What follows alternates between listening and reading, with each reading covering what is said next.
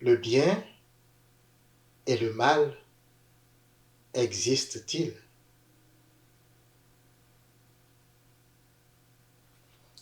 Si oui, si nous répondons oui à cette question, est-ce qu'ils peuvent cohabiter ensemble?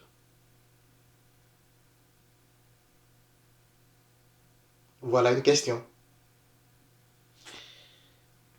Pourquoi on pose une telle question? Nous avons plusieurs exemples. La passion et la mort du Christ, par exemple, sont généralement perçus comme mal,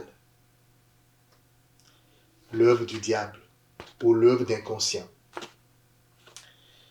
Oui, mais la résurrection, elle, est perçue comme bien.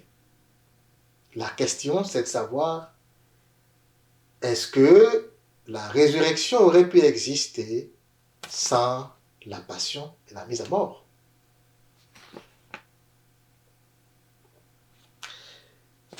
Dans la même veine, on peut prendre un autre exemple. Par exemple, une femme qui veut accoucher, elle va avoir des douleurs qu'on appelle les douleurs de l'enfantement. Et ces douleurs ne sont pas généralement bien perçues, parce que ça fait souffrir. Mais juste après, vient au monde un petit ange, qui lui est le plus beau trésor, le plus beau cadeau, tellement bien perçu. Alors, le bien et le mal peuvent-ils cohabiter? C'est la question qu'on se pose.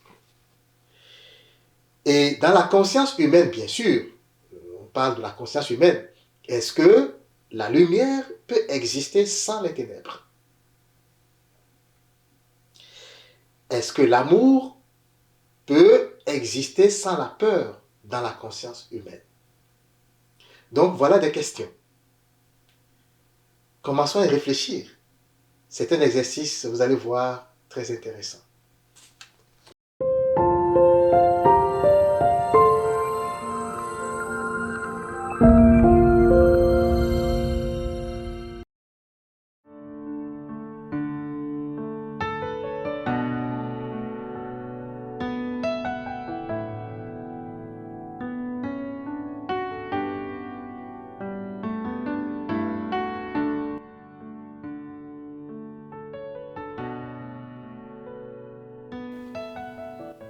La vie de l'homme, comme vous le savez, est faite de choix, de situations, d'événements, d'actions.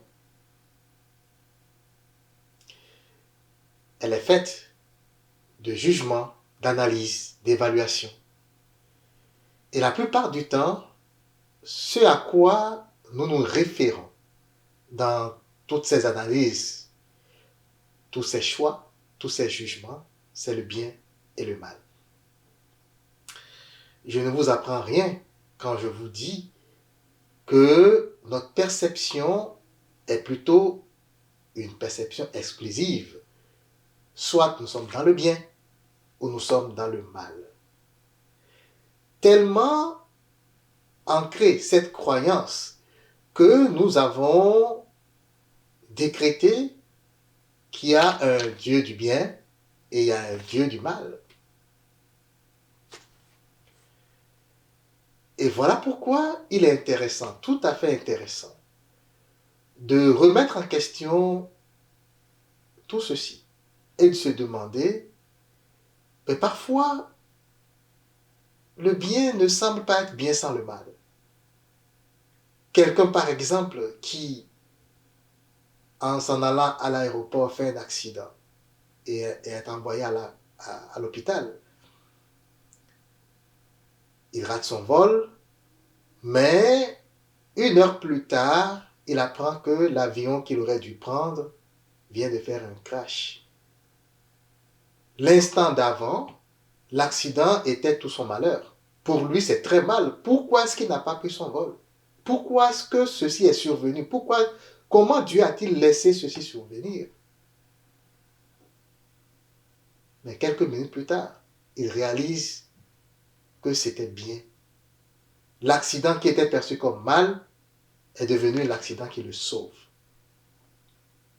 Alors, c'est sûr qu'il faut remettre en perspective notre vision de la vie, des choses, du bien et du mal. Et pour nous aider à méditer sur cette question et essayer de trouver des réponses, nous allons nous baser sur le récit de la chute d'Adam et d'Ève.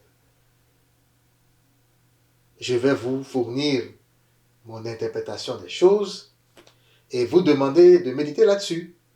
Vous n'êtes pas obligé de croire ou d'accepter, mais voyez en cela la logique que je développe. Comparez-la à ce que vous croyez actuellement et ce qui fait du sens pour vous dans votre vie de tous les jours. Et vous verrez que ceci ouvre la voie à de nouvelles perspectives, à une nouvelle façon de percevoir ce monde physique dans lequel nous vivons, ce monde relatif dans lequel nous vivons. Alors, l'histoire de la chute d'Adam et d'Ève, vous la connaissez tous. Genèse chapitre 3. Évidemment, dans le chapitre 2 déjà, on parle du jardin d'Éden. Au chapitre 3, on parle de l'événement même de la chute d'Adam et d'Ève. La plupart du temps, vous savez, nous récitons, nous lisons donc ces récits et nous les interprétons dans le sens littéral de la chose. Et pourtant, ce sont des textes qui recèlent, qui véhiculent, je vais dire, une vérité cachée sous une description métaphorique. D'accord? C'est-à-dire que dans l'apparence d'histoire, dans l'apparence de ces histoires, nous pouvons dénicher la vérité spirituelle cachée, qui est réellement le message que nous recherchons. Il faut comprendre que c'est nécessaire parce que le langage humain n'est pas le langage divin. Nous avons ici le langage des sons, mais les esprits, ce n'est pas le même langage. Emmanuel Swedenborg en a parlé de long en large dans ses livres. Et puis, nous savons chaque jour des gens qui parlent avec les esprits vous disent non, ce n'est pas la même façon de parler. Donc, on le sait. Le message qu'on veut adresser à l'humain doit être dit d'une telle façon qu'il puisse le comprendre. Mais le problème, c'est qu'il faut aller au fond des choses. Et donc, dans ce message de la chute, nous avons deux choses principalement. C'est que ce que nous sommes dans l'absolu n'a pas vraiment été décrit dans ce récit. Elle dit dans l'absolu, c'est le monde d'où nous venons, la maison de notre Père, l'état dans lequel nous sommes dans l'absolu avec Dieu.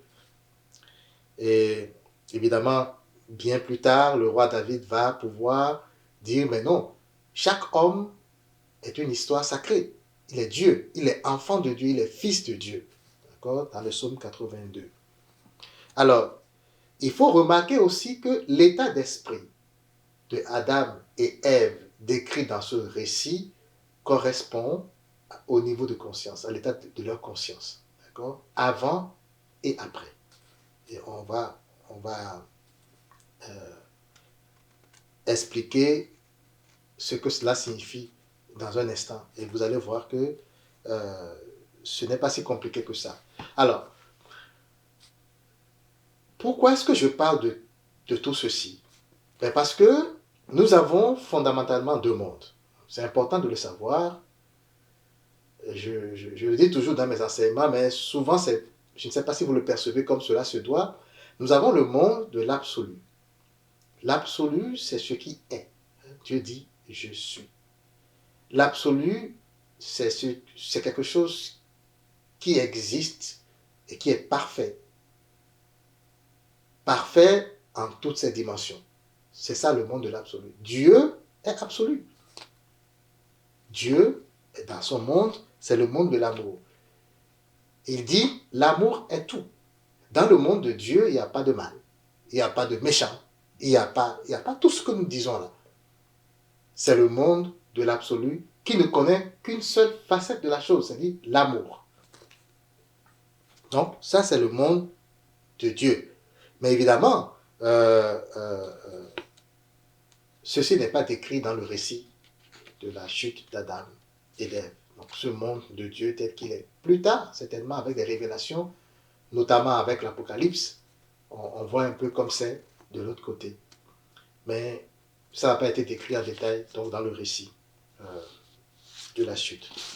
Et nous avons le deuxième monde, c'est le monde dans lequel nous vivons actuellement. C'est le monde du relatif ou de la polarité. Donc, c'est le monde de l'amour et de la peur, du haut et du bas. C'est le monde de la gauche et de la droite, où les choses, la plupart des choses sont en polarité, sont en dualité. Donc, en fait, ce monde est destiné, comme nous allons le voir, à faire des expériences. À faire des expériences. Et pour faire des expériences, on ne peut pas le faire quand il y a une seule facette de la chose. Une expérience, c'est de partir d'un état qu'on juge pas bon, vers un état qu'on juge bien, en passant par un processus, en passant par un cheminement, pour découvrir quelque chose. C'est ça le but d'une expérience. Et nous allons voir dans ce qui va suivre, donc la description du sens métaphorique du récit de la chute d'Adam et d'Ève, nous allons donc voir comment la progression est faite à partir de l'état d'avant vers l'état d'après, c'est-à-dire à partir du monde qui n'a pas été très bien décrit, mais on le voit dans quelques phrases, le monde de l'absolu dans lequel Adam et Ève étaient, vers le monde du relatif. On va le voir. Alors, le jardin d'Éden, donc évidemment, pour me suivre, il aurait fallu lire le chapitre 3 du livre de la Genèse. Je vous invite, je vous recommande fortement de lire pour pouvoir suivre la description que je vais faire. Le jardin d'Éden, c'est Dieu dans le monde de l'absolu. On peut encore dire que c'est l'âme de l'homme. D'accord? Et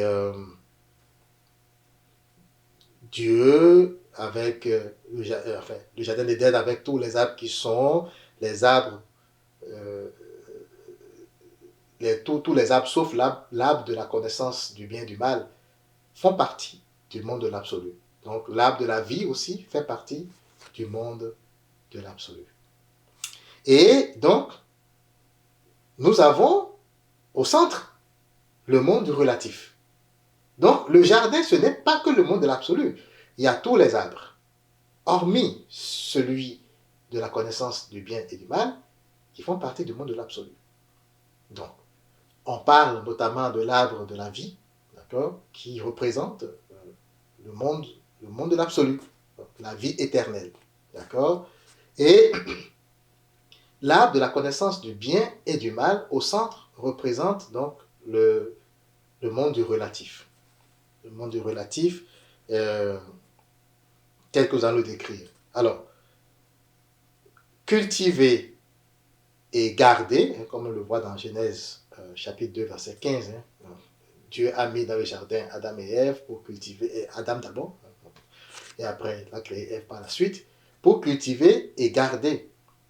Cultiver et garder, c'est faire des expériences pour manifester, découvrir et manifester notre vraie nature.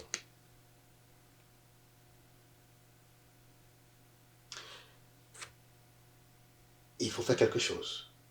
Nous sommes ce que nous sommes, mais il faut prendre conscience de ce que nous sommes. Et Dieu veut prendre conscience de la perfection qu'il est lui-même. Et donc, pour ça, il faut cultiver et garder. Le serpent symbolise ici le mental de l'homme. Vous savez, dans notre enseignement passé, on a découvert, on a décrit un peu les questions existentielles que nous nous posons souvent. C'est le mental. On se pose, on réfléchit, on se pose des questions. Donc le serpent ici représente donc le mental de l'homme avec toutes les questions existentielles qu'il se pose.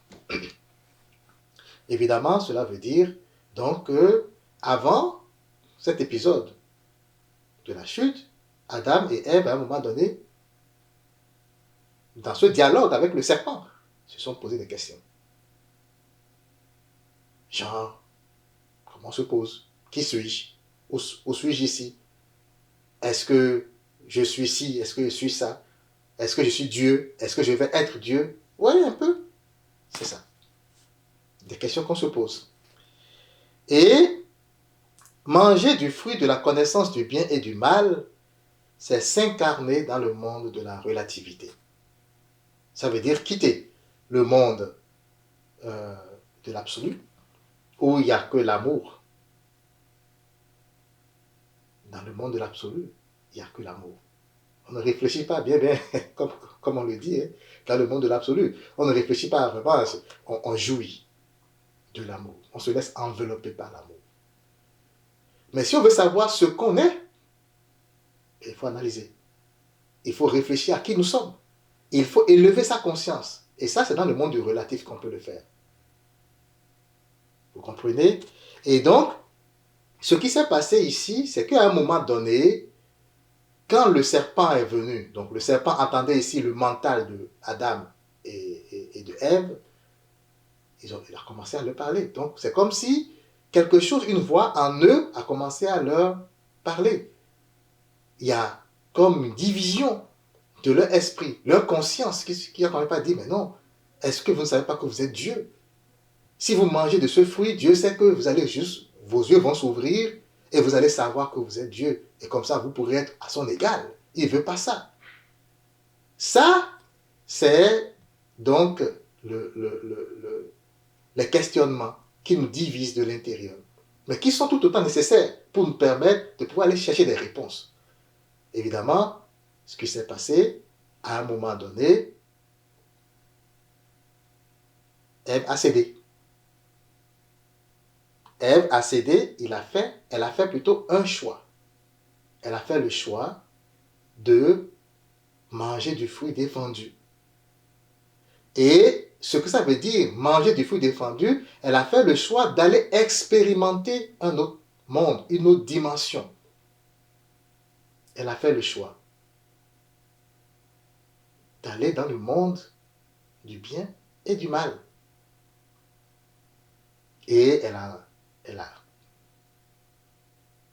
poussé Adam à faire pareil. Elle a suggéré à Adam, c'est sûr, mais Adam a fait un choix aussi. Donc,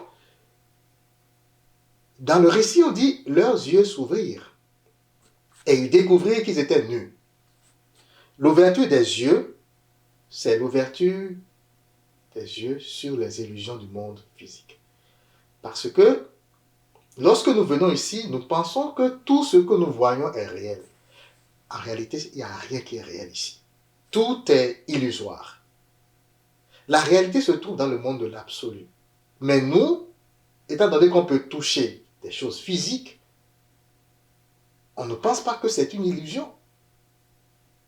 On ne pense pas que nous sommes dans une espèce de laboratoire où nous faisons des expériences. Nous pensons juste que tout ce qui est sous nos yeux ici est la réalité. Alors, les yeux d'Adam et Ève s'ouvrirent sur la réalité. La réalité, c'est qu'ils pensent qu'ils sont nus et qu'il faut avoir honte. Il faut avoir plutôt honte de cette situation-là. En réalité, c'est l'illusion du monde. D'accord? Lorsque ils ont mangé du fruit défendu, qu'est-ce qui s'est passé? Leurs yeux se sont ouverts sur les illusions du monde relatif et leurs yeux se sont fermés sur la réalité du monde de l'absolu. Ils ont oublié qu'ils étaient à ce moment-là. Évidemment, c'est parce qu'ils ont oublié qu'ils étaient que la honte est survenue. Parce que, regardez, si vous êtes nu et que vous êtes enveloppé de l'amour de Dieu, est-ce que votre nudité vous dit quelque chose? Est-ce que le grand bien que vous ressentez au contact de l'amour, la félicité que vous ressentez, n'est pas bien plus grande que le simple fait d'être nu au dehors? Regardez les enfants. Les enfants, quand ils sont petits, ils sont entourés de l'amour maternel, l'amour paternel. Ils s'en foutent de leur nudité. Ils n'ont pas encore cette conscience. On peut dire qu'ils n'ont pas encore mangé du fruit défendu. Ils n'ont pas encore cette conscience que il faut maintenant s'habiller et être chic, l'apparence. Ils ne sont pas encore là. Donc Adam et Ève, après avoir mangé du fruit défendu, ce qui s'est passé, c'est que ils ont oublié qui ils étaient. Ils ont oublié, ils ont perdu conscience du je suis de Dieu en eux. Ils se sont dit, oh mon Dieu, je suis mon corps. Vous voyez un peu? Ils pensent maintenant qu'ils sont leur corps. Adam pense qu'il est son corps, Ève pense qu'elle est son corps. Et donc il faut se protéger. Leur conscience est descendue. Leur conscience a quitté ce niveau pour descendre. C'est ce qu'on appelle la chute. Dans le monde de l'absolu, notre conscience est unie à notre âme. Les deux sont inséparables. Mais lorsque nous passons du monde de l'absolu, que nous nous incarnons dans le monde du relatif, dans le monde où il y a les polarités, où il y a le bien et le mal, l'amour et la peur, la lumière et les ténèbres, lorsque nous venons dans ce monde-là, ce qui se passe, c'est que notre conscience chute. Au début. Après, si nous travaillons et si nous rehaussons, nous réélevons notre conscience, eh bien, nous allons évoluer. Elle ne va plus chuter à chaque fois. Vous comprenez? Donc, c'est ce qu'on appelle la chute. La chute, c'est lorsque la conscience s'est séparée de façon illusoire. Nous avons perdu conscience que Dieu est en nous et que maintenant nous nous croyons tout seuls. C'est ce qui est arrivé à Adam et Ève. Et quelle est la conséquence de ça? C'est la peur, la honte. Tout ce qui n'est pas de l'absolu de Dieu. Et dans ce récit, Dieu avait dit, si vous mangez du fruit défendu, du fruit qui est au milieu du jardin, au centre du jardin, ben, vous allez mourir. Mourir, ça veut dire quoi? Mourir, ça veut dire oublier ce que l'on est réellement. Et c'est ce qui est arrivé. Quand ils ont mangé du fruit défendu, ils ont oublié qu'ils étaient des êtres divins. Ils se sont maintenant identifiés à leur corps et ils se sont découverts nus. Ils ont commencé à avoir honte. Mourir, ce n'est pas mourir dans la chair. Mourir, c'est vraiment chuter en conscience. De telle façon que maintenant, on souffre parce qu'on se croit seul. On n'a plus conscience que le je suis est en nous. Alors, voilà résumé la description métaphysique que je fais, la description spirituelle que je fais, donc de l'histoire de la chute d'Adam et Ève. Au début, avant la chute, ils étaient dans les grâces, parce que leur conscience était encore unie à leur âme. D'accord? Leur esprit était encore uni à leur âme.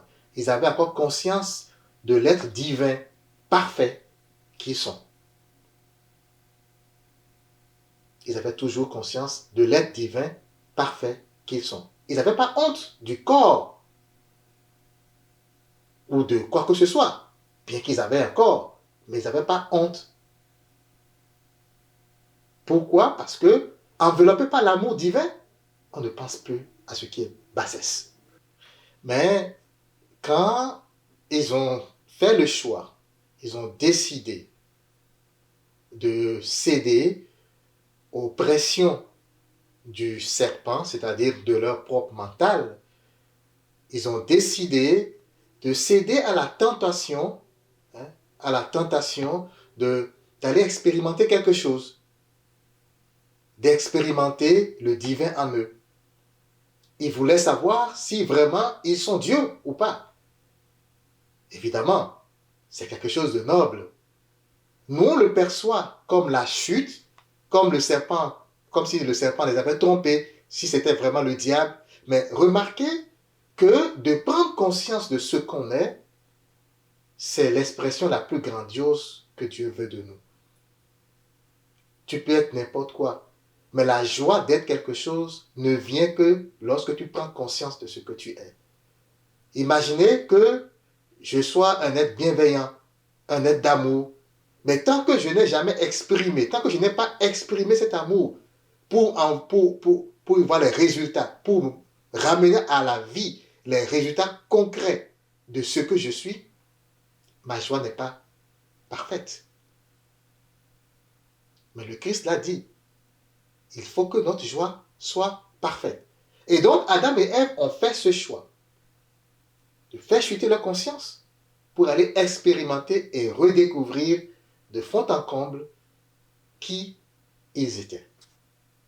Et donc, c'est l'histoire qui amène l'humanité à s'incarner dans ce monde du relatif et à oublier qui nous étions. Repartir à zéro sur des chemins, sur des sentiers ténébreux, où maintenant nous avons besoin d'une certaine lumière, suivre cette étoile qui va nous conduire dans ce voyage pour nous permettre réellement donc de retrouver notre propre lumière. Donc, vous pouvez, quand on parle de l'incarnation dans le monde physique, venir pour se redécouvrir et tout ça, il y a un tout petit film de Disney, ça s'appelle La Petite Sirène, quelque chose comme ça, qui raconte merveilleusement bien comment ça se passe quand on a oublié ce qu'on devrait faire. Hein. Nous sommes venus pour faire des expériences. Adam et Ève savaient, en mangeant le fruit de la connaissance du bien et du mal, c'est-à-dire en s'incarnant dans le monde physique, qu'ils étaient venus pour faire des expériences. Le problème, c'est qu'on a oublié. Alors, il faut suivre les signes.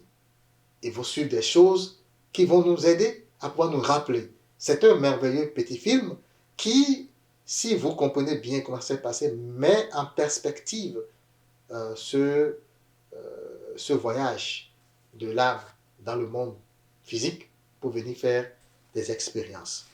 Alors, le but de l'incarnation, c'est donc, comme je viens de le dire, que je l'ai répété, de faire des expériences.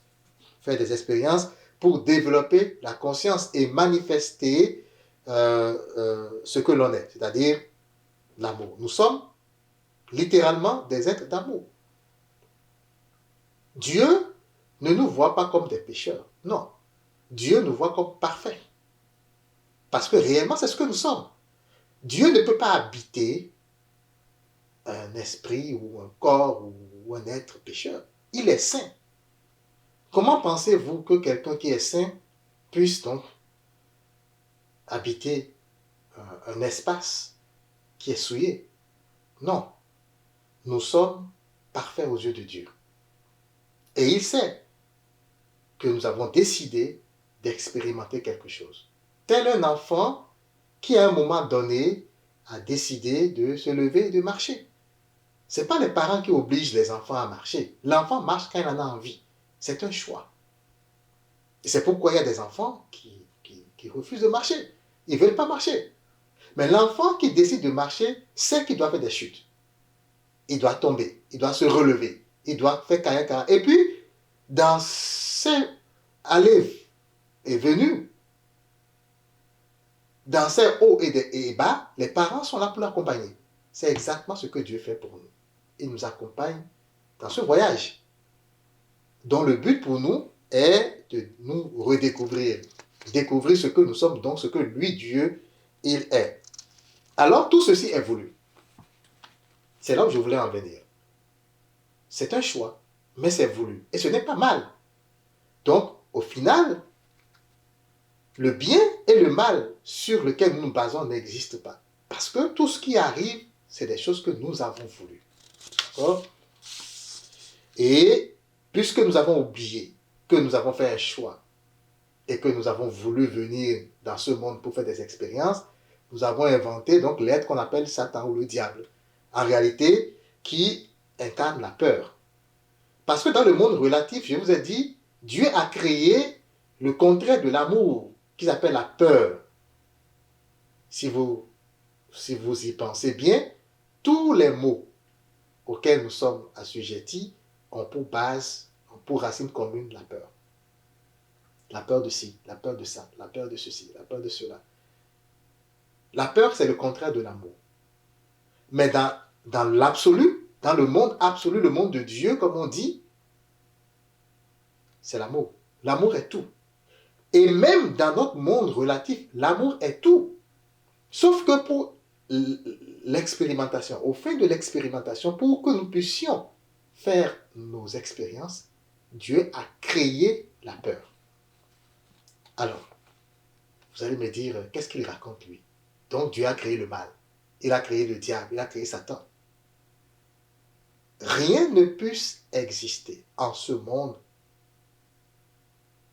fût-il ce que nous appelons le mal, qui n'a été créé par Dieu, sans que cette chose ne réside en Dieu.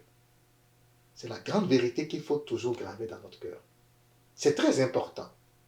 Tout ce qui existe, existe parce que Dieu l'a créé. D'accord? Parce que Dieu l'a voulu. Dieu sait qu'il faut que ça existe pour que son dessein à lui soit réalisé. Ok?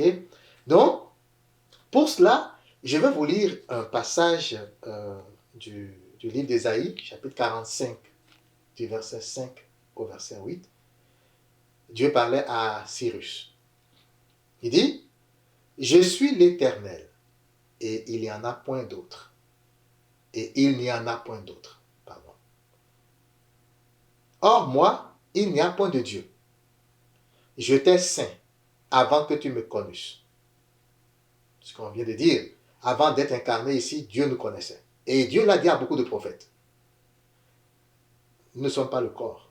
Nous ne sommes pas juste apparus ici, juste comme ça. Non, nous avons quitté le monde de l'absolu, le monde de Dieu. Nous avons quitté notre maison pour venir ici juste pour quelque chose. D'accord? C'est afin que l'on sache du soleil levant au soleil couchant que hors moi, il n'y a point de Dieu. Je suis l'Éternel et il n'y en a point d'autre. C'est le but de notre incarnation. Manifester ce que Dieu est. Manifester ce que Dieu est à travers sa présence en nous. Manifester à travers les expériences que nous allons faire, la grandeur et la perfection de Dieu. Au début, l'enfant tombe quand il veut marcher. Mais après, quand il prend conscience qu'il peut marcher, il ne tombe plus. C'est la même chose pour chacun de nous. Au début, quand nous venons dans ce monde, nous faisons tout vraiment sans dessus-dessous. Et encore maintenant, c'est ce que nous faisons. Mais si nous prenons conscience du pouvoir créateur que Dieu nous a donné, que Dieu est en nous et que c'est lui qui réalise les expériences en nous et que nous n'avons rien à craindre, si nous prenons conscience de ce que nous sommes à travers justement ce genre de connaissances, d'enseignements et tout, mais nous allons tenir droit. Nous n'allons plus chuter. Dieu est patient. Il ne nous juge pas, il nous attend. D'accord? Je forme la lumière et je crée les ténèbres. Je forme la lumière et je crée les ténèbres. C'est le monde du relatif. Je donne la prospérité et je crée l'adversité. Dieu dit que ce que nous appelons bien et mal, c'est lui qui le crée. Littéralement. C'est lui qui le crée. Donc, dire que ceci est mal, Dieu n'aime pas ça, il n'a pas voulu ça, je vous laisse juger. Est-ce que ce n'est pas contradictoire? Je donne la prospérité et je crée l'adversité. Oracle du Seigneur. Oracle de l'Éternel. Il dit, je suis l'Éternel. C'est le je suis qui parle. Moi, l'Éternel, je fais toutes ces choses. C'est assez clair. Que les cieux répandent d'en haut et que les nuées laissent couler la justice. Que la terre s'ouvre, que le salut y fructifie et qu'il en sorte à la fois la délivrance. Moi, l'Éternel, je crée ces choses. On le voit à travers les prophètes. Dieu nous envoie en mission. Il nous rassure. Tout ce que vous voyez là, tout ce que vous vivez, toutes les circonstances et les situations qui viennent à vous, toutes les situations et circonstances que vous expérimentez, c'est moi qui les crée. À travers vous. Je vous ai laissé le libre arbitre. Mais toutes les possibilités, toutes les choses que vous allez choisir ont déjà été planifiées. Donc au final, c'est moi l'Éternel, votre Dieu, qui crée ça. C'est moi qui les crée. Vous n'avez pas à craindre quoi que ce soit. Vous n'avez pas à dire Dieu n'aime pas ça. Non. Évidemment, ce discours que je tiens, ça ne veut pas dire qu'il faut faire n'importe quoi. Non. Je n'ai jamais dit ça. J'ai dit, la première étape, c'est d'abord de savoir que Dieu nous a envoyés ici pour faire des expériences. C'est très important de savoir. Et faire une expérience, lorsque quelqu'un t'envoie en mission pour faire quelque chose, il ne peut pas te condamner pour ça. C'est lui qui t'a demandé de le faire. Il ne peut pas te condamner pour ça. Tu peux faire des erreurs, il ne te condamnera pas pour ça. Jésus l'a dit à la femme pécheresse qui a fait l'adultère, il dit, moi non plus je te condamne. Dieu ne juge personne. Dieu ne condamne personne. Mais pourquoi nous continuons à penser que Dieu est un Dieu vengeur, qui punit, qui condamne, qui pardonne? Pardonner quoi? Dieu est un Dieu de tout amour. C'est tout. Notre Dieu est un Dieu de tout amour. Et c'est cela, la divine dichotomie. C'est de comprendre que Dieu, qui est amour, accepte en ce monde de venir cohabiter avec le contraire de l'amour, c'est-à-dire la peur, afin de réaliser son dessein. C'est littéralement ce que Jésus-Christ nous a montré tout au long de sa mission. Il est allé jusqu'à la mort. Et lui, qui habite en lui, qui est l'amour parfait, et il nous l'a démontré tout au long, lui qui est l'amour parfait, il est allé jusqu'à se livrer à l'autre côté, la peur, des gens qui avaient peur. Car celui qui menace et qui veut tuer, c'est juste qu'il a peur. Sa conscience est encore très jeune, est encore très bas. Il ne comprend pas ce qu'est l'amour. Tout ce qu'il comprend, c'est le langage de la violence. Et nous vivons dans un monde où nous oscillons entre les deux extrémités. Notre âme est parfaite. Notre âme, c'est l'amour. Mais nous sommes notre âme, alors nous sommes amour. Sauf que notre conscience a chuté. C'est la chute. Et comme ça a chuté, nous n'avons pas conscience de ce que nous sommes. Et puisque nous n'avons pas conscience de ce que nous sommes, ce que nous faisons reflète la conscience que nous avons. Mais on peut changer. On peut comprendre la divine dichotomie dans chaque situation qui arrive. Les choses qui nous arrivent ne sont pas de mauvaises choses. Il n'y a pas de bien et de mal. Dans notre réalité, nous fabriquons ces affaires. Chaque chose qui t'arrive dans la vie est la volonté parfaite de Dieu pour toi. Pourquoi? Parce que de par ton niveau de conscience, de par l'expérience que tu veux réaliser, tu as créé cette affaire. Peu importe ce qui arrive, c'est toi qui l'as créé. Et Dieu ne te condamnera jamais pour ce que tu as créé, parce que c'est lui qui veut que tu le fasses. Sa volonté pour toi, c'est d'expérimenter pour comprendre et surtout pour te rappeler que cette affaire que tu viens de créer, cette mauvaise situation, entre guillemets, que tu viens de créer, ce n'est pas toi. Toi, tu es parfait. Et c'est ça l'amour inconditionnel. Ce que nous devons garder, ce n'est pas que nous sommes tous des va-nu-pieds ou des êtres diaboliques ou des choses comme ça et que étant très faibles, nous sommes allés très loin de Dieu et que maintenant il va nous racheter. Ce n'est pas ça. Ce n'est pas ça. Nous devons garder que rien ni jamais, comme l'a dit Saint Paul, ne peut nous séparer de l'amour de Dieu. Ça veut dire qu'il nous tient. Même si nous faisons des erreurs, cet amour nous tient. Dieu, la vision de Dieu sur chacun de nous n'a jamais changé. Et nous n'avons jamais été séparés de l'amour de Dieu. Donc, voilà.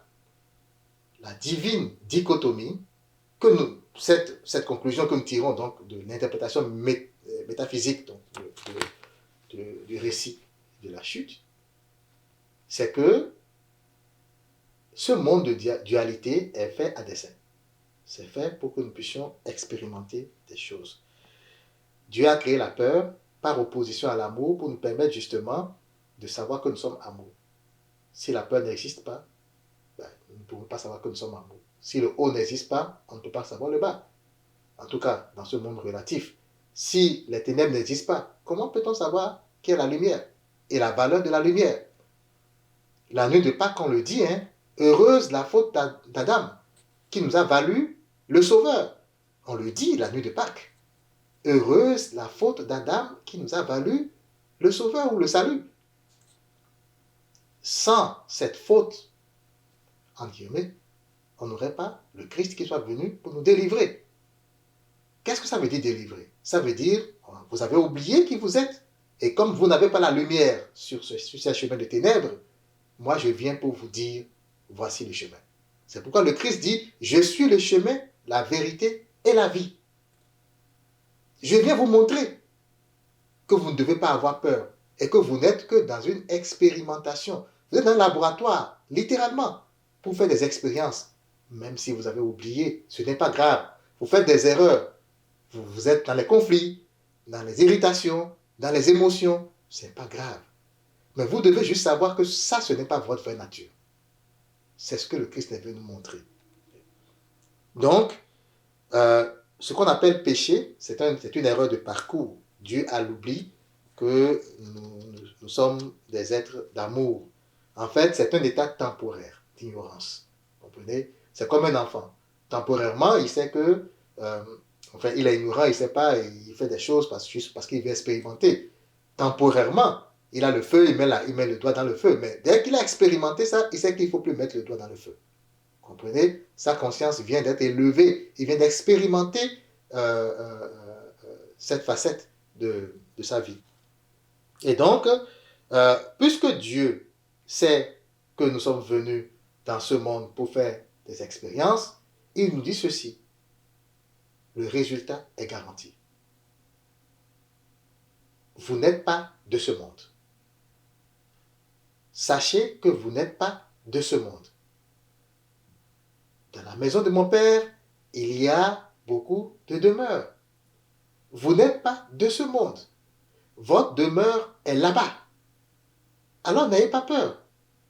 N'ayez pas peur de je vais plus aller chez Dieu, je vais perdre ma place là-bas parce que j'ai mal fait ceci. Non, n'ayez pas peur de cela. Sachez que vous retournerez toujours à Dieu. La maison de votre Père est la maison de votre Père. Elle est là pour vous. Alors Dieu nous soutient dans ce noble processus qu'est la vie. Dans cette noble mission que nous sommes venus accomplir ici en faisant des expériences. Dieu ne nous condamne jamais. Dieu n'a jamais été séparé de nous. Alors, chers frères et sœurs, nous ne devons pas nous condamner non plus. Nous ne devons pas nous condamner. Ce à quoi je vous invite, chers frères et sœurs, l'exercice spirituel, c'est de changer notre perception de cette réalité. Quand on dit que Dieu punit et doit pardonner, ça veut simplement dire que Dieu est un Dieu vindicatif, est un Dieu vengeur. Mais ça, ce n'est pas Dieu. Parce qu'en dehors de Dieu, est-ce qu'il existe quelque chose en dehors de Dieu? Est-ce que dans son royaume, il a créé donc un certain diable qui s'oppose et qui nous conduit? Ce que nous appelons le diable, c'est la peur. C'est la peur.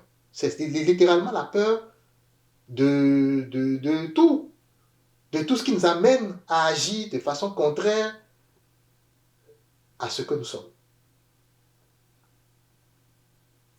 Et vous savez, la question qu'il faut se poser, la question à laquelle je vous invite, la réflexion, la méditation à laquelle je vous invite, c'est de dire, est-ce que je peux changer cette façon de voir les choses, cette vision des choses, pour rétablir dans ma conscience les cohérences avec les paroles du Christ.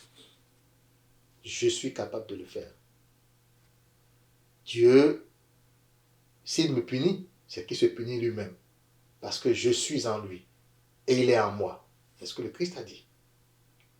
Il se punit lui-même, littéralement. C'est lui qui agit en moi. C'est lui qui veut faire des expériences en moi. C'est lui qui a créé tout ceci pour que ça se fasse. Alors, il n'a aucune raison de me punir.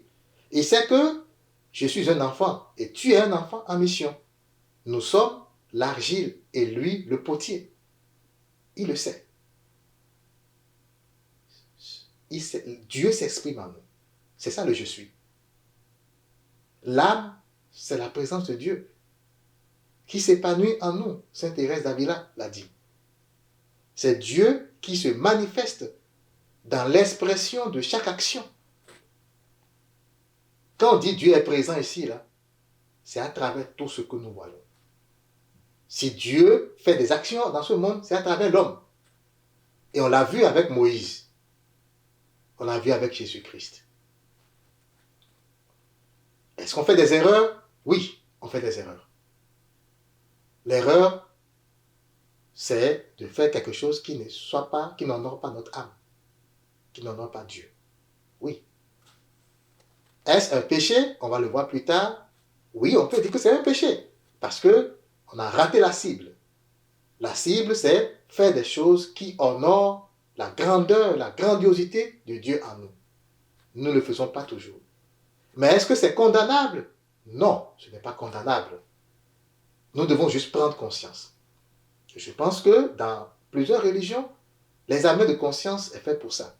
C'est prendre conscience, ne pas se culpabiliser, mais prendre conscience réellement que ce que nous faisons n'est pas à notre avantage. C'est juste ça.